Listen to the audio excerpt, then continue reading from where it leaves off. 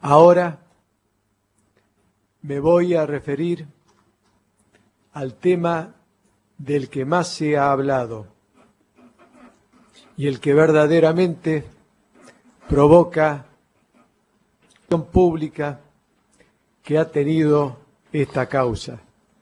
Me estoy refiriendo al hecho de los bolsos y el convento. Digo esto último porque lo que vengo escuchando y lo que me comentan es que la impresión general que existe es que esta causa comenzó con el lamentable episodio de los bolsos en el convento y que a partir de allí comenzó la investigación y que se desarrolló la investigación por enriquecimiento ilícito que desencadenó en este juicio en el que estamos hoy realizando. Pero esto no es así y quisiera aclararlo. Como expliqué al inicio de mi declaración, desde el año 2006 se buscó imputarme un enriquecimiento ilícito que en realidad no existe, e inclusive ya fui sobreseído en un periodo. En esto me remito a lo que dije al comienzo. Concretamente, en lo que se refiere a esta causa, quiero decir que también tuvo el recorrido que expresé al comienzo de mi declaración. Desde ese año y hasta el episodio de los bolsos, la causa tuvo un recorrido, una profunda investigación en la que se recorrió a lo largo y a lo ancho del país, tratando de encontrar un incremento de mi patrimonio que no pudiera estar correspondido con los ingresos y la evolución económica y financiera, tanto familiar como personal. Pasaron más de 8 años y lo que sí estoy seguro que llegó a comprobarse es que no me enriquecí ilícitamente. Y eso es tan así que ni siquiera hubo elementos para citarme en declaración indagatoria. Y esto significa que no existía sospecha suficiente ni fundada. Fue recién, en junio, el 14 de junio del año 2016, cuando quedé detenido y allí hubo que indagarme y avanzar. Y allí terminé siendo indagado por todo, aún por aquellos temas o aquellos elementos donde no había elementos para sostener una imputación. Pero terminé siendo indagado por mi patrimonio, por la evolución de mi patrimonio y por el tema de los bolsos. Y lo que quiero que quede bien en claro, que no tiene absolutamente nada que ver la evolución de mi patrimonio con el tema de los bolsos. Y no tiene nada que ver porque así como puedo explicar toda la evolución económica y financiera de mis ingresos con relación a mi patrimonio, no puedo hacer lo mismo con el dinero contenido en esos bolsos por el riesgo que corremos si lo hago. Por eso voy a referirme al tema con las limitaciones que hablé al comienzo de mi declaración, por el riesgo que entraña la seguridad de mi familia y a nuestras vidas mismas. A mediados del año 2016, estando en Montevideo, Uruguay, para las sesiones de parlamentarios del Mercosur, un parlamentario me dijo: a vos, a mí, a Rossi y a otro parlamentario más nos están investigando. Estos me dijeron fuentes allegadas a la CIDE, a los servicios.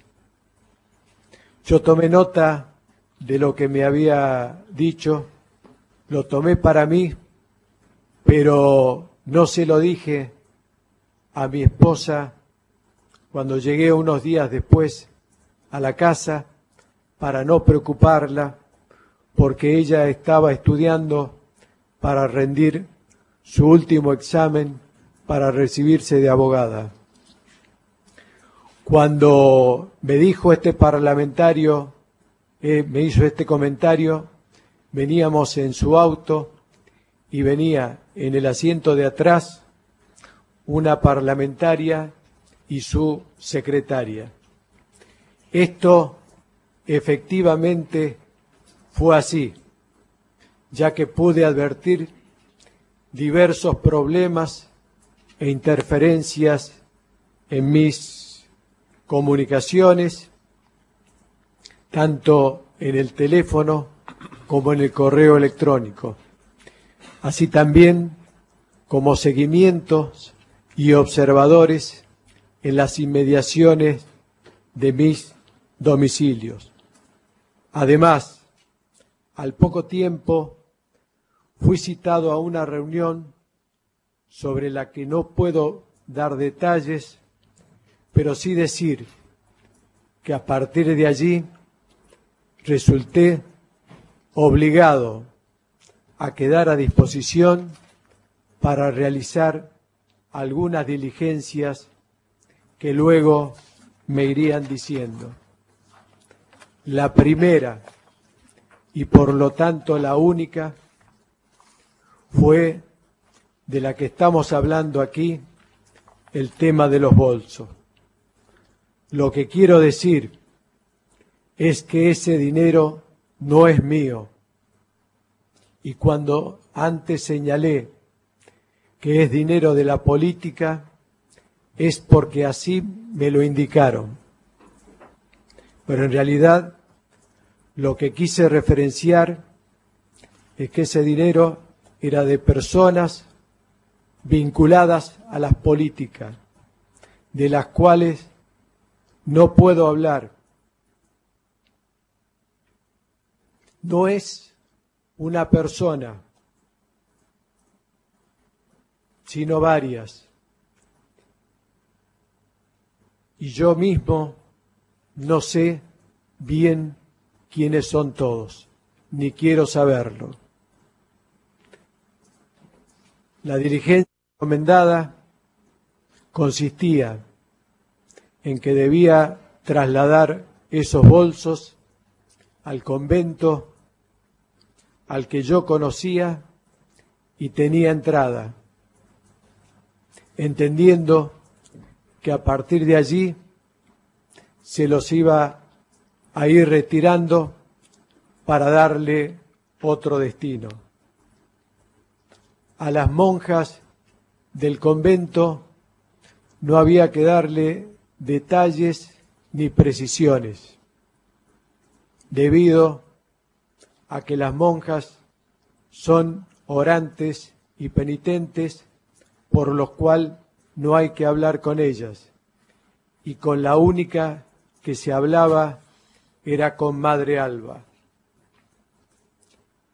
Al lugar no llegué solo, me escoltaron 3 personas, una en una moto y 2 en un auto, Cuando digo que me escoltaron, no digo que eran simples acompañantes.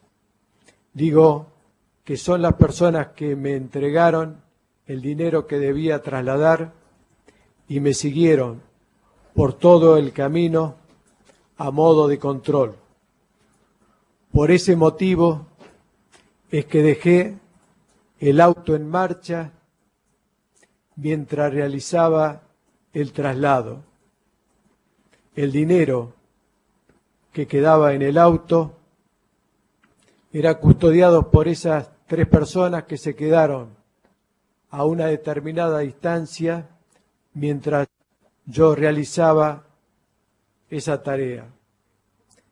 Quiero decir que a esas 3 personas no las conocía, pero concretamente y seguramente eran personas de seguridad. Mi señora nunca supo nada de esto, no estaba ni enterada de lo que yo haría esa noche. El resto de mi familia tampoco. Pero precisamente esto es lo que me tenía los días previos al 14 de junio en un estado de tensión, preocupación y nervios que terminó afectando gravemente mi salud. Lo que sí notó mi señora es ese estado en el cual de alteración que tenía y en el cual parecía que estaba como loco y temió que me quitara la vida, pero como yo no le decía nada, ella lo tomó por otro lado. Incluso llegamos a discutir por cuestiones de celos.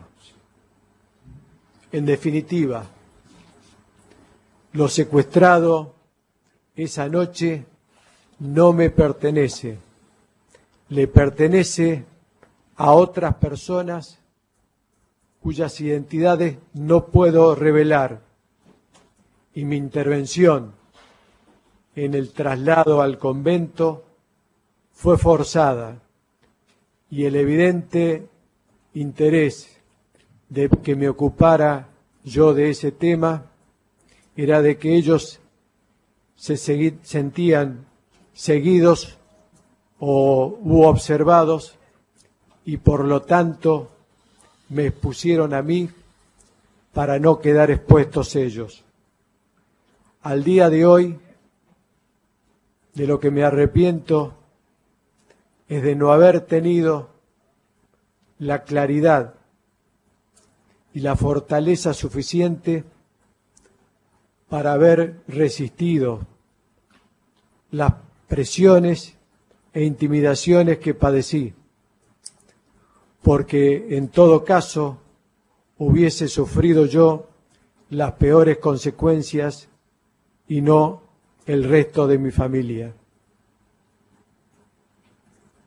Lo que quiero decir, reitero, es que ni yo, ni mi esposa, ni ningún miembro de la familia se enriqueció con la función pública.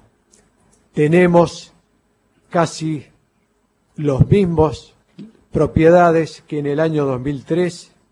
Además, todas nuestras cuentas están a la vista, están presentadas en las declaraciones juradas de la OA y en las declaraciones contra la FIP, y son absolutamente consistentes nuestros ingresos con los egresos que teníamos año a año.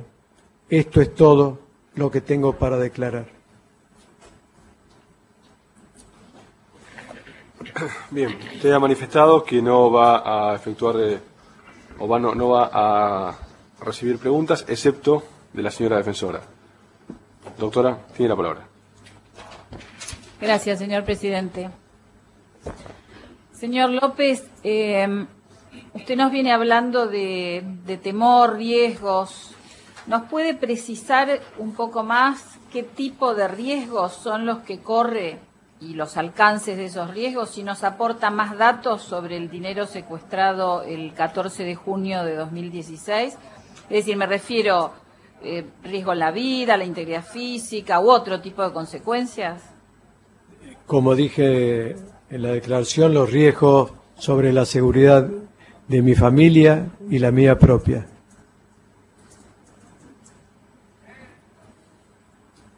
¿Esos riesgos comprometen de alguna manera la vida, la integridad física? No lo sé, podría llegar a comprometer la vida o la seguridad física de mi familia y la mía propia.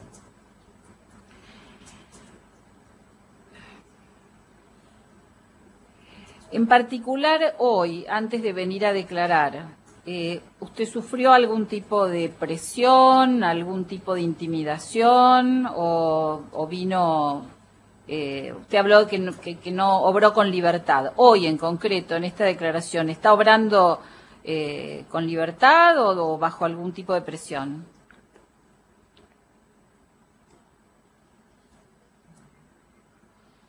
No puedo contestar. Perdón, no le escuché. No puedo contestar esa pregunta.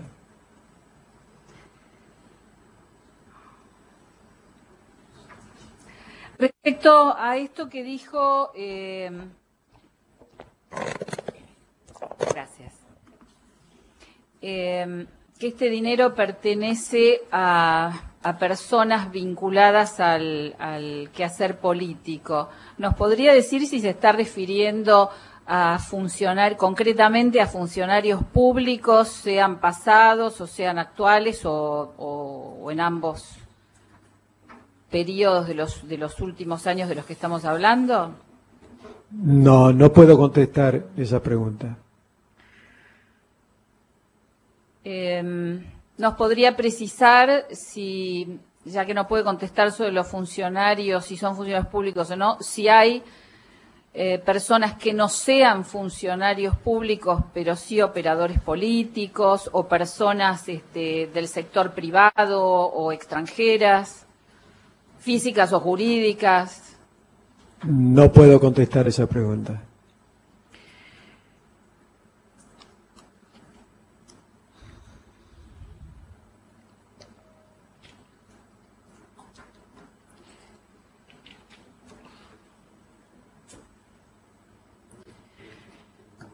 Sin perjuicio de respetar esta decisión suya de no revelar identidades, ¿de alguna manera nos podría precisar de cuántas personas estaríamos hablando que serían las propietarias de estos dineros? Varias, pero no puedo precisar. ¿Número aproximado no lo tiene o no lo puede dar, no lo quiere dar? No lo quiero dar, no lo puedo dar. No puedo dar. Con esta misma precaución, ¿nos podría precisar un poco más algunas circunstancias relativas al modo en que llegaron a sus manos los bolsos con el dinero? Si los recibió esa misma noche, antes, ya dijo que lo recibió, se lo llevaron 3 personas, pero ¿cuándo, cómo, de qué forma? ¿Puede ilustrar algo de eso? El dinero lo llevaron esa misma noche las 3 personas que me escoltaron. Yo no sabía que me iban a escoltar, por eso en la emergencia tomé el arma, porque tenía miedo que me pasara algo en el traslado, en el camino de traslado al lugar, como así también tenía miedo cuando tuviera que emprender el retorno después de haber dejado las cosas en ese lugar.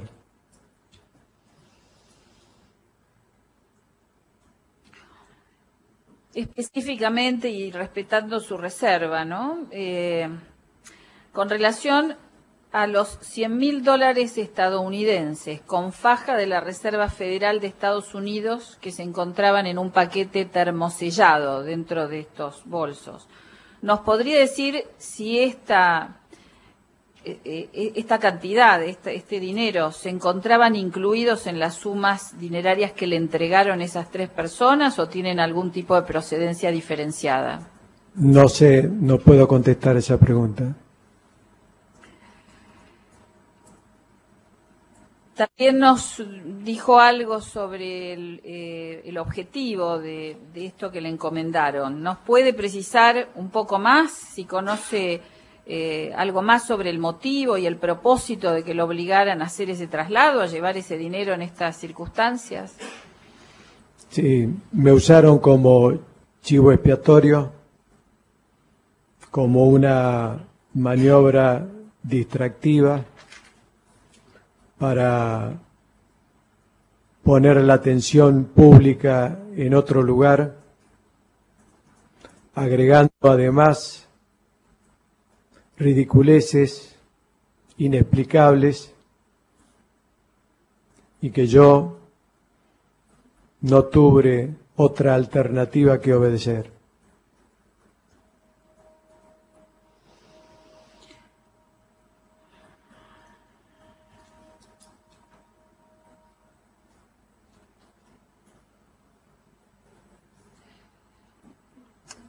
¿Nos podría precisar algo más sobre los lugares en los que estuvo y las personas que vio, se entrevistó ese mismo 14 de junio antes de ir al convento? No voy a declarar más, no voy a contestar más preguntas. Perdón, usted me está diciendo que no declara más a partir de acá, que no va a contestar más mis preguntas. Que no voy a declarar más. Bueno, señor presidente, no tengo más preguntas entonces. Bien.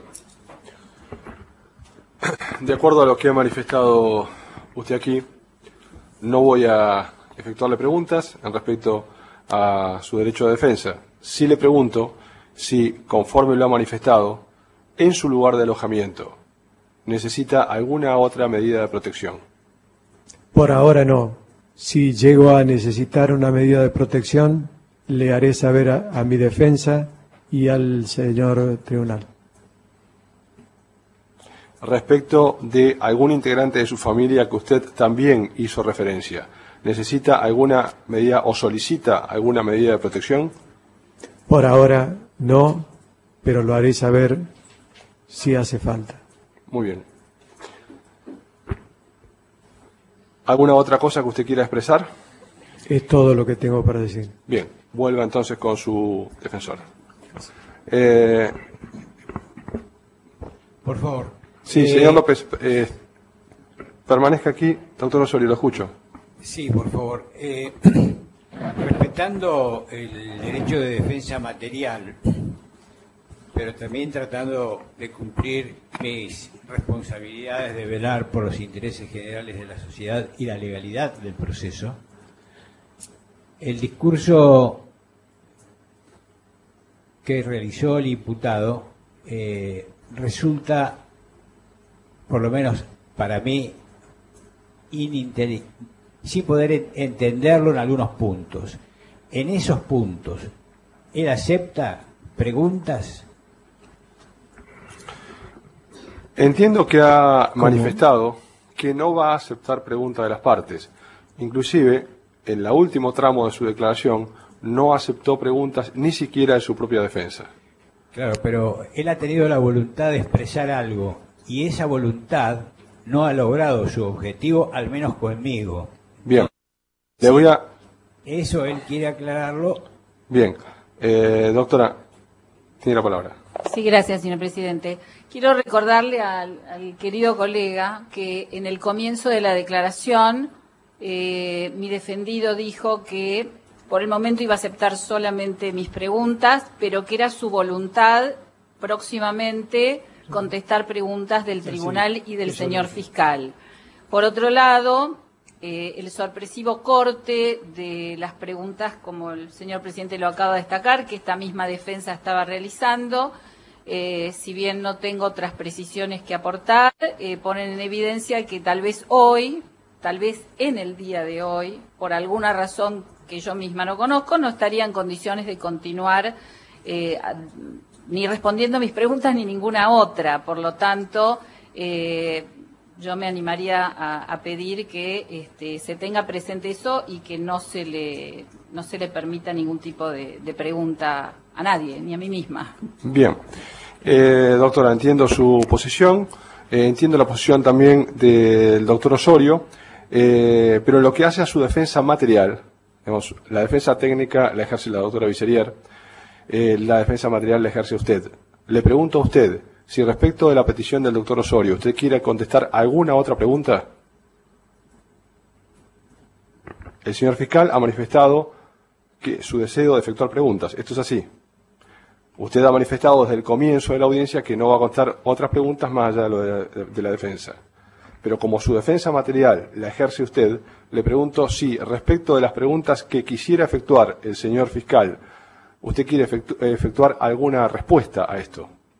Como expresé al comienzo, solamente las respuestas, las preguntas de mi defensora, dejando esa posibilidad de responder en alguna otra posibilidad las preguntas de los señores jueces o del señor fiscal. Bien, ha quedado aclarado, doctor Osorio, entonces. Gracias, señor presidente.